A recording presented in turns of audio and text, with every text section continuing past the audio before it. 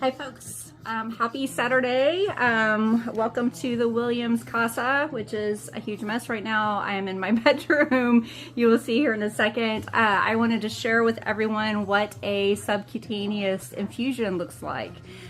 This is basically what I do every single week. This is my weekly immune system transplant. So number one, say hello to May and say hello to Broly. These are my my infusion nurses. They're, if anyone has ever had a pug, these guys like never leave my side. They're definitely my dogs. And let's start with how we're gonna infuse. Number one, I took everything out of this bag and put it down here. And what I do when I get my supplies in, which I've shared with you before, it comes in this big, huge, massive box, because this isn't like just giving a normal shot, right? this is a procedure.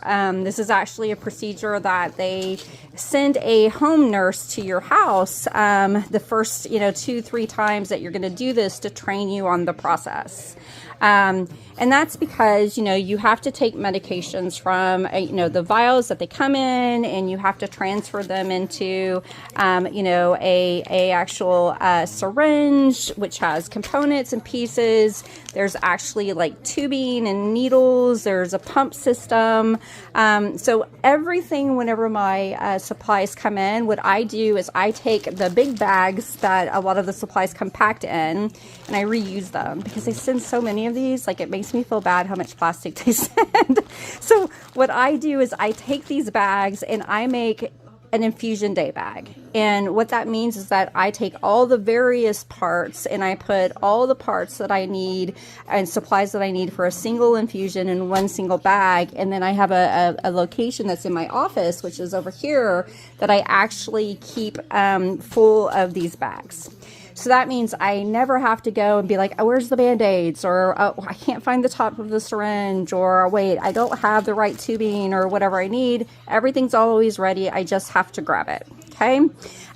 Doing these infusions is a commitment. This is something that I have to do every single week. It takes about an hour and a half to do. That it is something that if you miss, as you guys saw with medications, if you miss, I could get sick. If you do this improperly and you're not cleaning things, you can get sick. There's actually side effects that you can have as well.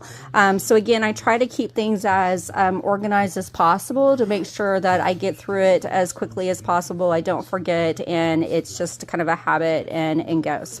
I'm going to start putting things together, and I'll walk you through this really quickly. I'm going to take things out of packages and kind of explain, and we'll go from there. Okay, so the first thing I did is, so I use a product called Hizentra, and this is what it looks like. I have to do 12 grams. It doesn't come in a 12 grams, so I get a 10-gram bottle and a 2-gram bottle. And the very first thing I do is basically scan the QR codes, okay? So Hizentra has a little app that patients can use that basically you scan these, it'll track your lot number and the expiration date, which you can see here. Again, these are blood products, people, which means, these can have recalls. Other patients could have had some type of reaction with a recall. So you have to track every single one of these. And you also do things like track what your weight is at the time, where you're doing the infusion, etc. As a data person, I'll tell you, they can do so much better with these apps.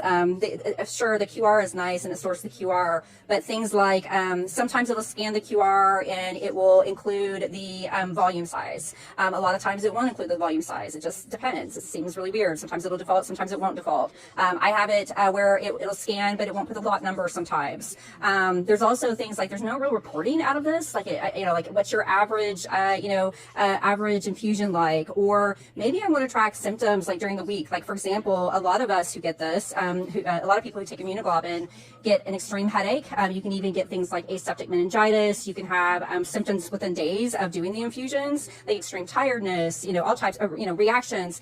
The app doesn't allow us to track track any of those things. So I actually have my own database, of course, that I have created that I basically also, I push over basically the lot numbers out of the Hizentra piece. I have reports that run everything from doctor's appointments and all the tests that they run and what my results were to how I feel on a day-to-day basis, or tracking like headaches or tiredness or certain types of symptoms.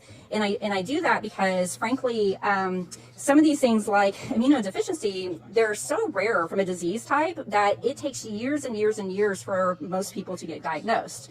Number one, they estimate between 1% to 3% of the population has this. So most doctors never encounter a immune deficiency patient. And so now I track absolutely everything. And when I go to the doctor, I literally, they smile when I come in because I usually have researched anything and everything before I get there. And my doctors, I'm very much involved with my medical processes and my medical care. I ask questions about anything and everything. I go in and I ask for tests that they would have never potentially ran themselves. And I'm always just very involved. Okay. And I think anymore you kind of have to be, especially in the US when it comes to Western medication. But number one is scan this so you know what your particular medications look like. You also are supposed to look at the fluids, make sure that it's like clear, there's no particles, that it's not anything besides like a clear, or sometimes it can be a really pale yellow. If it is, then you don't use these, okay? And you would call the pharmacy. So now what I'm going to do is I'm going to get ready to transfer this into this, and I'm going to show you how to do that. Okay, so I took my syringe out of its plastic, out of its container, and I took my mini spike out as well, and I used with the alcohol prep and a Lysol wipe to clean the ends and to attach those, okay? Okay, now I'm taking the tops off of the medications. So there's two of them. I've already pre-pulled them off. You can see here I'm going to clean these. And then what happens is, of course, the mini spike gets pushed into the medications to extract the fluids into the syringe. And now I'm just going to, I put the tip in, I'm going to pull back on the syringe, and I'm going to put both of these bottles into this one syringe. I'm sure that a nurse or a doctor would say, probably don't do that. You probably should use a syringe per. Well, it's only 2 more grams that goes in, which is not much, and it will fit. So I do it that way because it's easier than connecting multiple syringes to the needles in a moment. And I'm home tonight by myself, so I don't have extra hands, so I'm getting creative with a Clorox holder. But what I'm going to do now is I'm going to take out the needles and the flow rates, and I'm going to put this together because the flow rate tip, one of these lids, fits on top of basically the syringe vial, and I don't want to take off the spike until I get one of these lids off here just to keep contaminations down. Okay, so I cheated a few things and didn't let you see, but I took my vitamin B12 shots, and I also took my pre-meds. I always take Benadryl, and then I have a prescription for Meloxicam, which is kind of like an ibuprofen plus steroid together. I tend to get a lot of side effects, and so really bad headaches and such. So I always take a pre-med. Sometimes I take dexamethasone, which is also a steroid. It really just depends on what I feel like, and if I feel like I need that extra stronger steroid boost or what. But regardless, Meloxicam for sure. As you can see here, all of the immunoglobulin has been transferred into the vial. You can see here how, again, they're supposed to hold 50 milliliters, I guess, but I've got mine over because I basically put 12 grams of fluid in here. It barely fits. If I ever go up, I'm going to have to do multiple needles and multiple kind of syringe types, and right now I'm trying to not have to do that. Unlike a shot, see how there's the fluid up here at the top? I did push out some air, but you can see there's still air in there. Some people prep and will run some of the fluid down to their lines and try not to get their needles wet with the fluid. I don't do that, and I don't do that because I have very, very sensitive skin, and I have a lot of reactions to this fluid by itself. Like when it gets on my skin, it causes a rash, it turns it red, a bunch of other things. So my nurses said, like, you don't have to pre kind of like weed these, or you don't have to pre-pump these at all. Just let it pump by itself. Again, this doesn't go in a vein. This is a subcutaneous infusion. It goes under your skin, which I'll show you here in a second. And what that means is that because it goes under the skin, it's not as you don't have as much side effects as you would if you were to get IV immunoglobulin. So that's the only 2 options for these therapies, is to do it this way or to go to the hospital and get it through an IV. I choose to do the subcutaneous for a couple of reasons. A, I can do this at home and I can do this myself. Okay. Yes, I had to go through training with a nurse. It's not that hard. Okay. Once you do it a few times, it's pretty simple. I can travel with this. I have gone to other countries with this and I've packed it. I've been gone for weeks at a time with this, and I haven't had any problem as long as I bring a doctor's note that says what the medication is, what my supplies are, etc. I've never once had a problem. The other reason I do it this way is because when you do subcutaneous, you actually do infusions more often normally. Okay. So like for me, I do this once a week. That's, I think, pretty average. I know there's some people that actually do it like once every couple of weeks. I know people who are doing this more than one time a week. In fact, I even know other people who, outside of doctor's recommendations, are now doing things like microdosing this and doing it like, maybe dividing a week into 7 days and doing a little bit at a time. And they do that because for a couple of reasons why I like that this is more often than the IV form is it keeps your immunobody levels more stable, right? So again, immunoglobulins and the antibodies last anywhere from a week to 10 days in your body. So you really, if you're doing this weekly, you are always getting some type of benefit from your last infusion by the time you're doing your next infusion.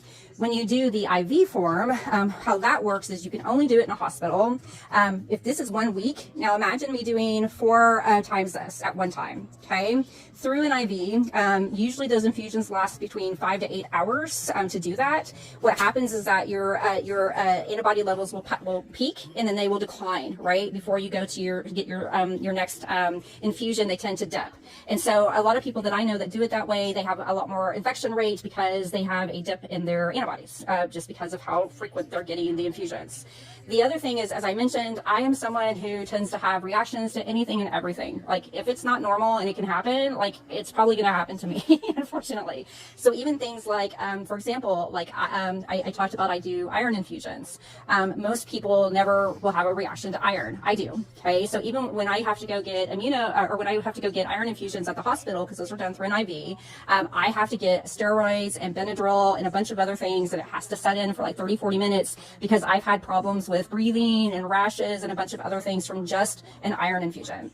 So because this has chances of reactions anyway, the higher the dose, the less frequent it is, the more common a reaction is, the more higher chance of reactions. This is a lot lower of a chance, and especially it distributes in your fat layers versus directly in your veins. Okay, so that's why I do it. Again, part of this is to save me time on my schedule, to manage my own disease, not have to go into a hospital. I have the choice to do it, and that's what I choose to do. But again, there's reasoning behind it. Everyone's different. I know people who swear they only want to do the IV piece and that's it. That's up to them. That's the nice thing now about medications and science and how far these things have come along, is that we do have the choice to do this. There are other people who potentially actually might do IV at home. And that's people who, again, once you start doing these things for life, and again, when you start thinking about people that have immune system problems, that have a lot of comorbidities that come with it, a lot of people have ports that are already in their body, like access ports for IV lines, etc. I don't have anything like that. I don't want a port just to be able to do an IV at home. There's a lot of upkeep in just maintaining the cleanliness and health of a port system, and I don't need it for anything besides iron infusions, which I do maybe once a year, or this. Of course, it could help with blood work and my repeated doctor's appointments, but I'd rather get the poke, okay? for me right now. If I need something like that in the future because things are worse for me, then I'll deal with it then. But for now, this works just perfectly fine. So what I'm going to do is I'm going to get my pump out and I'm going to clean it. I'm going to set this up in the pump, and then I'm going to actually place the needles and get ready to start the infusion. Okay, so now I'm going to, so each one of these flow rates and needle sets basically comes with 2 sets of needles.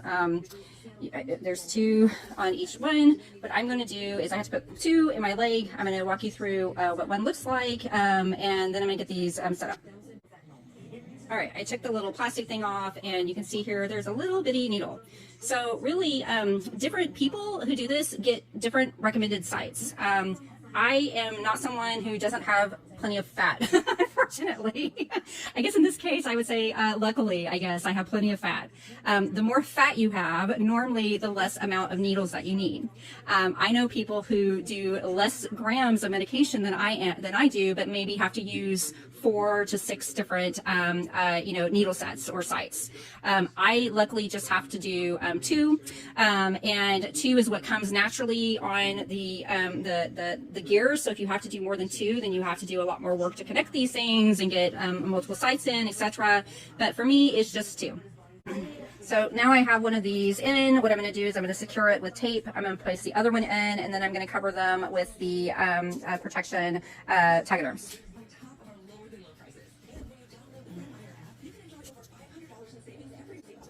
Okay, and so now I've got both needles in. I've put a layer of medical tape on both, and that's just really to, like, you know, hold it in your skin.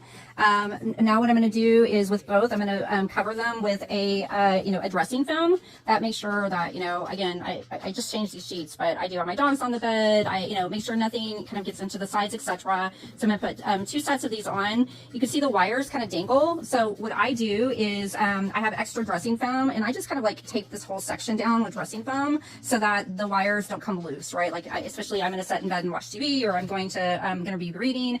So I cover the whole thing so that it's kind of secure in case I want to move around. Okay, so we're basically ready to infuse. So again, I've got 2 sites in. I've got the tape down. What I do is I do better to absorb it when my skin is warm. So I use these heat packs, and I put a heat pack here. This is the pump, kind of an interesting pump, very simple. It basically works like a grip, I guess. I'm not a tool person, I guess that's what you call it. But see that little black thing back there? It will slowly push the syringe down until all of the fluid is pushed out. And so this is the actual pump itself. You just turn it on. It goes on. You can see that black thing moved up to here, and literally it's just going to take about an hour and a half to do the 12 grams, push this all the way through and into these 2 spots. Now what that normally looks like, again, it doesn't go directly in a vein, right? So what that tends to do, especially for me, and again, I have really sensitive skin. I mean, as you can see, bruises and everything, like I just poke and I bruise, I rash, you know, whatever. It will basically cause your skin to swell. So what happens is this is going to turn into kind of like a swollen lump, and that's because the fluid, that's the immunoglobulin, is going out from the syringe into these spots, and it's basically being stored in the fat levels right here under the skin. And again, that's where that subcutaneous comes in, right? That's what you want. You want it to go there, and then what happens again is the body will slowly absorb that fluid and those antibodies over the next week, 7 to 10 days. So for 7 to 10 days, I've got all these antibodies here that are dispersing and going out into the rest of my bloodstream and fighting what other bacteria or, you know, viruses or whatever I encounter. This right here, 12 grams. Yeah, that's close to almost, I mean, that's like, you know, for each one of these is thousands and thousands and thousands of dollars. As we've talked about, it's almost $30,000 a month for treatments, just for 4. And that's because this amount of fluid is the antibodies of literally thousands of plasma donors. Okay, thousands of plasma donors right here. So, you know I talk a lot about, you know, donating blood or etc. This is why I do that, because literally every week, every single week, I get to sit here with thousands of plasma donors and thank them for helping me to be healthy. Because if it wasn't for them, I would be probably in the hospital or sick, or I could even die from most infections that people fight very easily. I cannot fight them. So again, thousands of people's time. It takes several hours usually to give, or not hours, I think about an hour or so to give plasma. People are paid for donating plasma. That's part of why this is so expensive. But literally, this is the antibodies of thousands of heroes. So that's a little bit about how to do a subcutaneous, immunoglobulin, everything you ever wanted to know. I'm now going to sit here for an hour and a half and let this finish. And then what I would do is basically just, remove the needles, cut them off, put them into, a needle container. The rest goes into the trash, and put Band-Aids on, clear the sites, and that's it. Okay, so thank you for joining me. Thank you for all of those who have been helping me through this trying period. Of course, I'm willing to answer any questions anyone might have on these processes. I think it's great for everyone to be educated about, medicine or health issues or ways that you can help others. Again, donate plasma. This immunoglobulin therapy directly, if you can't donate plasma, give blood as well. Whole blood can be turned to certain medications. My medication in particular, it can't. In fact, this is directly from plasma donors and people who donate at CSL facilities, because that's who explicitly makes the medication that I use. But donate plasma or blood are both honorable, great things to do, very worth your time, and you never know whose life you're impacting or saving, so be a hero. Bye, guys.